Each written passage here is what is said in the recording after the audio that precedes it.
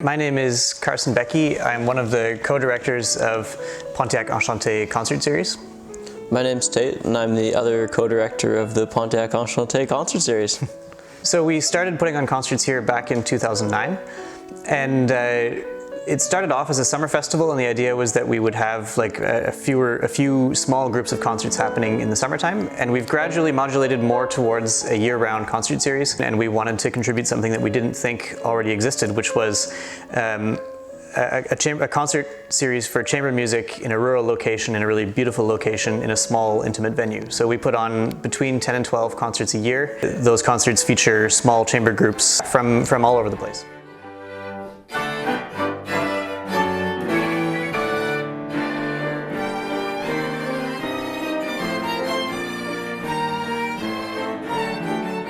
It was kind of in the family a little bit. Our great-grandmother was a really good piano player.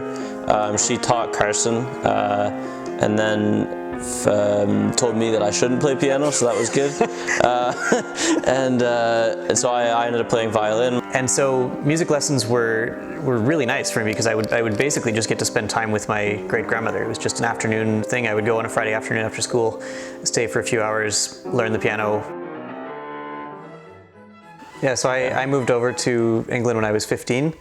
Actually, before I went to the Royal Academy of Music, I went to a music school over there called the Purcell School. It's essentially very high-end musical education at the pre-university level. So I did my undergraduate at the Royal Academy of Music. Tait was over there at that point as well, so we ended up living together through our undergraduate degrees.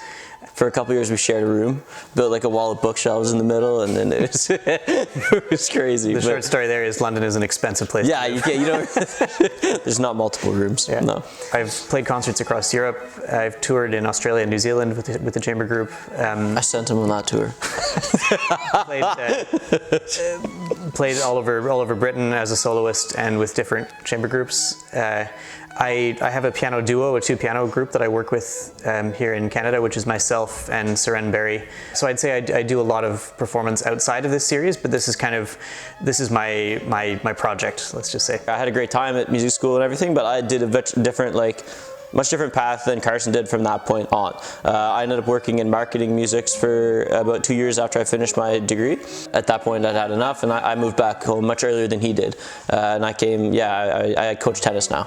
Changed just a little bit out of the blue. So then I'm lucky, like with this concert series, it keeps me in the music world, and it's fun for me to still be around it and in it a little bit with this.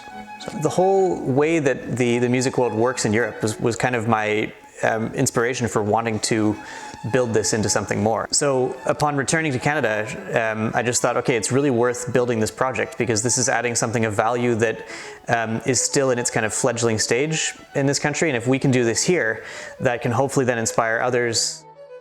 So the venue, where we're sitting right now, this was, when we moved to this farm, this was a hayloft. So right below us is where all the horses live. So like literally below us, there are about 25 horses. And this was the hay storage facility. It was designed as a recording studio as part of that too, right? You see like if you look on the walls, there's all the gaps left, and there's burlap sacking behind the wood. The wood is left rough, so it doesn't reflect the sound as much. But in terms of the actual acoustic, it was, with the help of an audio engineer, it was designed as a recording space. Being able to run concerts like this has given me the freedom to experiment with a few musical ideas that I maybe wouldn't have been able to do elsewhere. So for example, in 2019, we had one concert with a choir of 35 in here and two pianos. We put on Brahms's Requiem in an arrangement that my friend and I did together, which if I were to pitch that idea to any other concert series, the immediate answer would have been no.